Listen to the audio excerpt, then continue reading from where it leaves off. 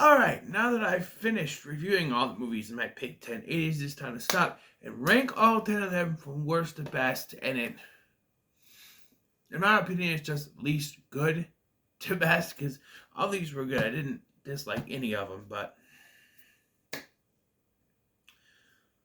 we're gonna go.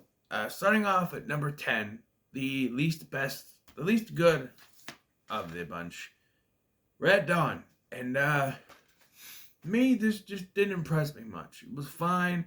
It was very dark. It started off very, quickly. We didn't really get to know the characters that much. Something that I said was probably I think was handled better in the remake. And I don't know. I liked it, but I didn't like it as much as I thought I was going to because I liked the remake a lot. But it's a good movie. I would recommend it. I don't know. It's probably one of the reasons why I decided not to do Conan the Barbarian. Just the same director, so I don't know.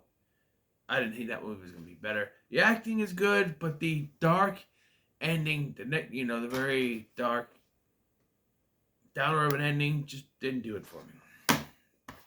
Number 9 is going to be Stripes, starring Bill Murray. And the reason this one's down so low is I had fun with this. John Candy wrestling a bunch of naked women in mud. I just didn't think it was raunchy enough. For something that came out in the wake of Animal House and Meatballs,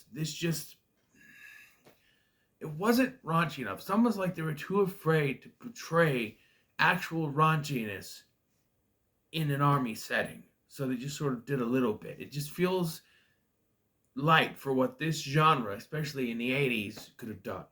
Porky's came out the next year and was, in my opinion, better. Right, this is probably going to piss people off. Number 7 is going to be Scarface. Look, I know this is considered a classic. I know a lot of people love this movie, But I just think it's too damn long. There is no need for this movie to be 2 hours and 50 minutes long. All right, and I pointed out plenty of things in my review that could have been taken out. Random scenes here or there that just, don't make sense to be in the movie. You're taking out. Pacino's performance is fantastic, albeit not completely authentic Cuban, but still good. It is very brutal, and, a lot of F-bombs being thrown out. It's a good movie. It just, this movie would have been better if it was shorter, I think.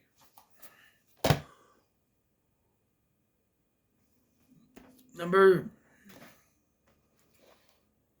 8, 10, 9, 8. Number 8 is Scarface. Number 7 is Short Circuit. Now, I've always said that I love the sequel. I like the sequel more than this. This was still funny. The bimbo and everything.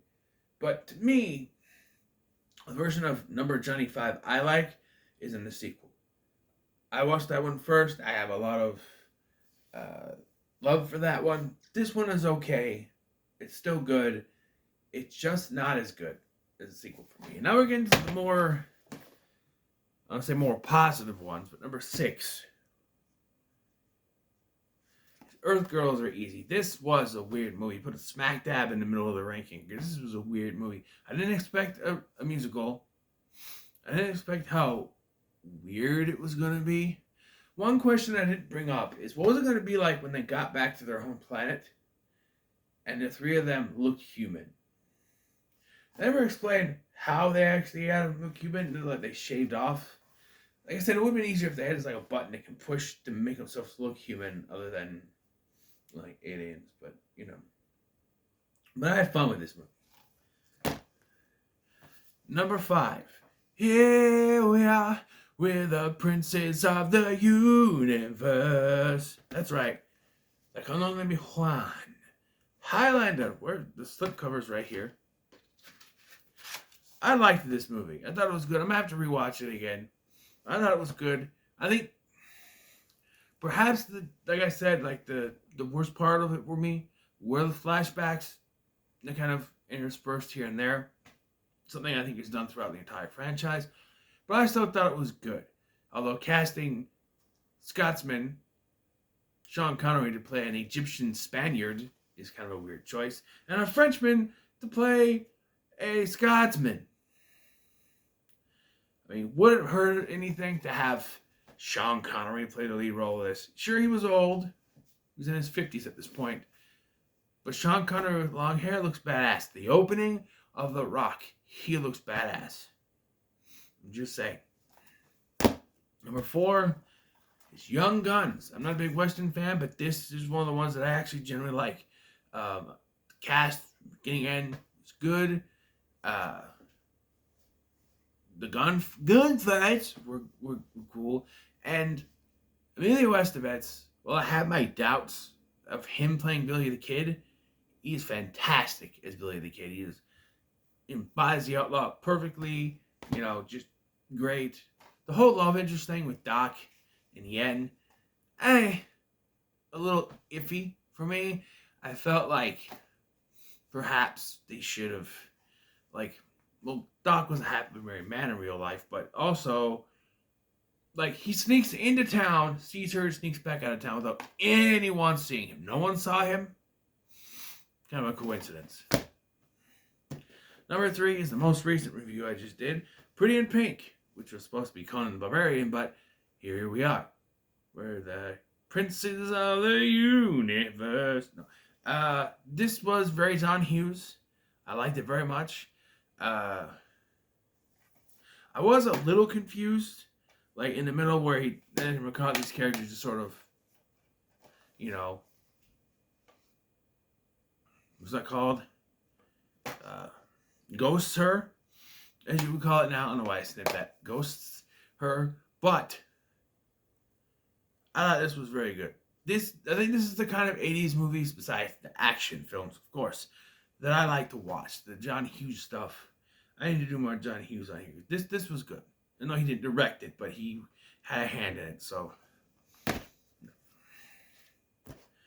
And back to back, Andrew McCarthy is back with Mannequin, which I did my review with Big LT Radio. Go check that out. Almost an hour long. One of my longest single reviews I ever did. I think Infinity War might have been longer, or Endgame. For a movie about a man who falls in love with a mannequin, it's a very weird movie, but I do enjoy it. It's a fun watch. Andrew McCarthy has that likability about him, more so in this than in Pretty in Pink. But he's playing more of an innocent character, where in Pretty in Pink he's sort of this rich. He's supposed to be like a rich, cocky guy that has a heart of gold. Here, he's the heart of gold guy, And Hollywood, whoop, fantastic. Just, I love it. And the security guard, hey, wait a minute. I just caught it. James Spader is in both of these. James Spader's in this one. He plays Andrew McCarthy's best friend and still the bad guy. And here, he is also the bad guy. James Spader and Andrew McCarthy are both in these movies. How did I not connect that? But, number 1, man. That's right. Number 1 is Beverly Hills Cop. From the moment I watched this, I knew it was number 1. I said, no matter what else I watched, there's no way. The only one I thought could beat it was Scarface. And after I watched it, after it took forever to watch, I knew nothing was beating this. Scarface couldn't beat this. Nothing was beating this. Beverly Hills Cop. This was fantastic to begin to end. A first watch. And I can't wait to watch the sequels. And eventually when the new one comes out. So, there you go. That is my ranking. So what are your thoughts on that? In the comments below, like, share, and subscribe. See you.